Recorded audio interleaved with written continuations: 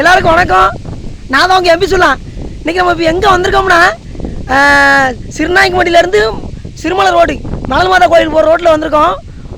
பார்த்தீங்கன்னா காற்று சும்மா அப்படி இயற்கையை வந்து அப்படி காற்று சும்மா ஜெகஜோதியாக இருக்குது.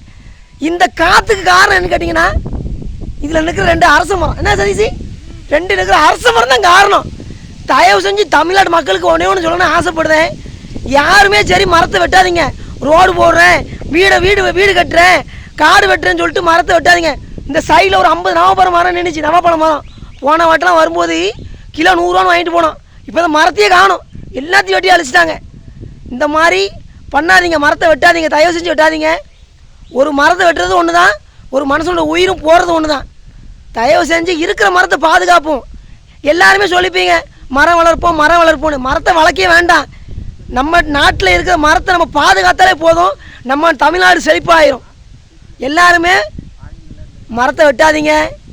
மரம் வந்து ஒரு தெய்வம் மாதிரி, அதை பாதுகாப்போம். மரம் வளர்ப்போம் மழை பெறுவோம்னு சொல்லுவாங்க. என்றைக்குமே நீங்கள் மரத்தை பாதுகாத்துக்கிட்டிங்கன்னா எல்லா நொடியிலேருந்து உங்களை காப்பாற்றி கொண்டு வந்து அவரை மறந்து போச்சு அன்பேசியும்.